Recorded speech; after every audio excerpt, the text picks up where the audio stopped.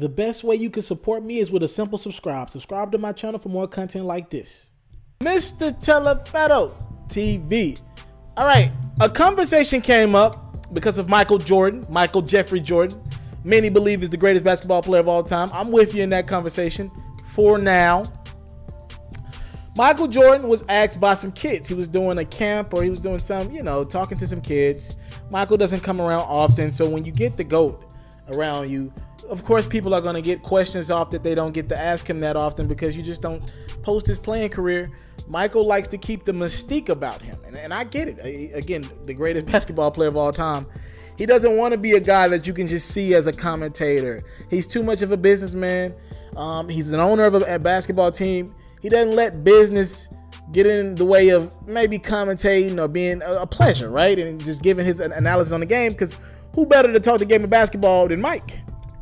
Anyways, a kid asked him pretty much, is LeBron better than Kobe? Then he had the respect to not ask him, is LeBron better than you? He said, is LeBron better than Kobe?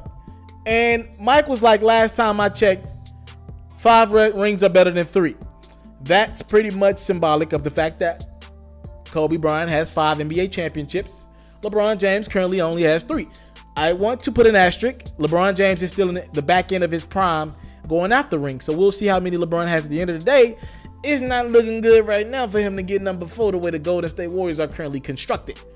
All right. And I will put up this little caveat, by the way. LeBron has been the best player on all 3 of his rings. I'm a Kobe fan, but I'd give you this. Maybe you believe Kobe was the best player on the 3rd championship with the Lakers and Shaq.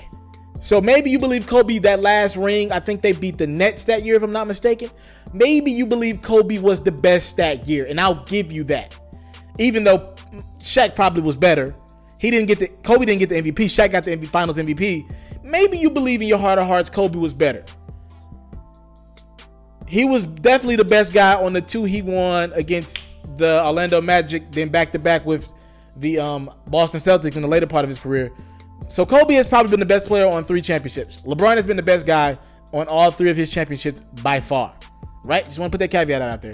But a conversation came up in my comment section. I read a couple comments. Salute to anybody that watched that video yesterday. When I said LeBron is better than Kobe, I'm a Kobe fan my whole life. But I know what is what with basketball. And I've seen a lot of people saying, are you kidding me? Kobe's better than LeBron.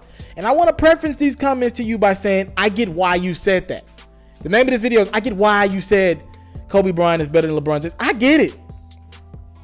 If you go back and watch highlights, the truth is Kobe Bryant's highlights are just more impressive than LeBron. If you're watching quick plays and you're watching Kobe with fadeaway jump shots out the corner, Kobe with fadeaways over 3 defenders, Kobe game-winning shot here, game-winning shot there.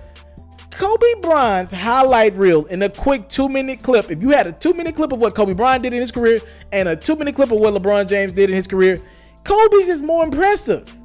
But there has to be context to some of Kobe's buzzer beaters, late game situations. All right. First and foremost, LeBron, when he's on really good teams, for the most part, doesn't put himself in positions to have close games. The reason why LeBron doesn't have a lot of game-winning shots in the playoffs is not because I don't think the brother's incapable of making them. His teams are usually blowing people out. LeBron doesn't lose a first-round game, period. He doesn't lose in the first round, point-blank, period. The second round, he's had some good competition a couple times, but pretty much LeBron's a lock to get to the conference finals. Now he's a lock to get to the NBA finals. So let's make that clear.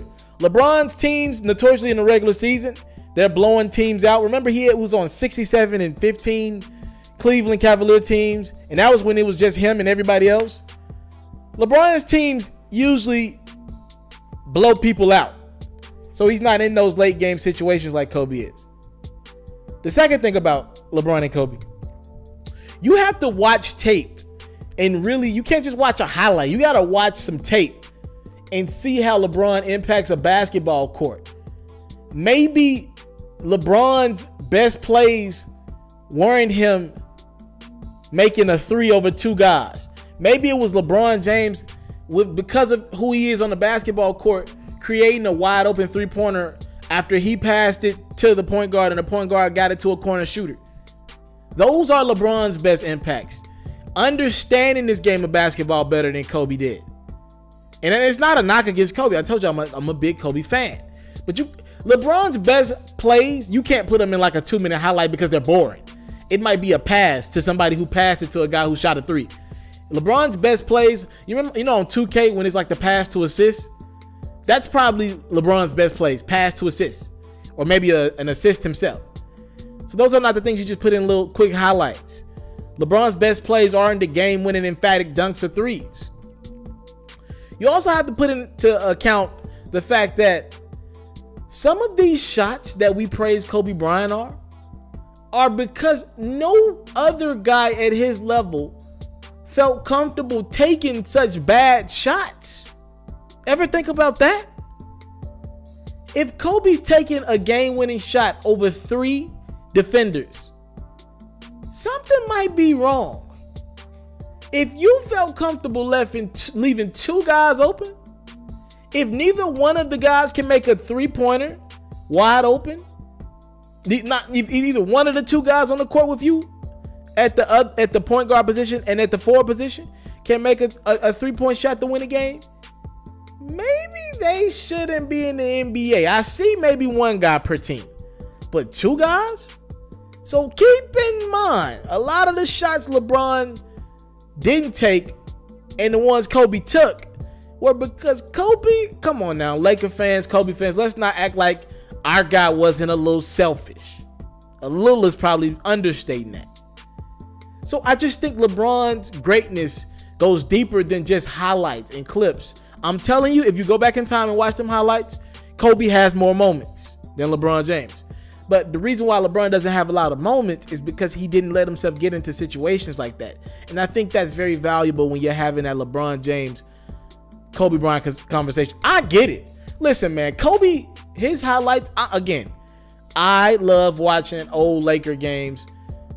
LeBron games, you know what I'm saying? Because he's just so phenomenal at doing the right things, making the right plays. It can frustrate you because there's a lot of plays when you're like, LeBron, take the damn shot. But he's passive. And again, I think that's his biggest flaw is he's too unselfish. But let's be honest. Let's be clear. A lot of things we praise Kobe Bryant about doesn't mean it was the right basketball play. LeBron always makes the right basketball play. And I think that's important context to this conversation. And what I said yesterday, I believe, is never forget the year Kobe lost to Phoenix in the playoffs. I believe that was like 06 or something like that. And they lost in 7 games after having a 3-1 lead. Remember, they were up 3-1 after Kobe Bryant hit the game-time shot in regulation, and then he knocked down the buzzer beater in Staples Center to give him a 3-1 lead in overtime. LeBron had a similar team, and they got to the NBA Finals and lost to the San Antonio Spurs. I'm just saying. That's the difference between Kobe and LeBron to me. Kobe and LeBron had similar teams. Kobe's couldn't get past Phoenix. LeBron's got to the finals and lost to the Spurs when Tim Duncan, Tony Parker, and Manu Ginobili were in their prime. That's the difference between the two to me. I want to salute you, homie, for building your own thing and doing your own thing, creating your own platform, your own website. I got one life to live out my dreams, and I'm giving this thing all I got. I interview celebrities. I talk sports. I represent the culture. Right now, you're turning up on itsmrtaliaferro.com, shawty.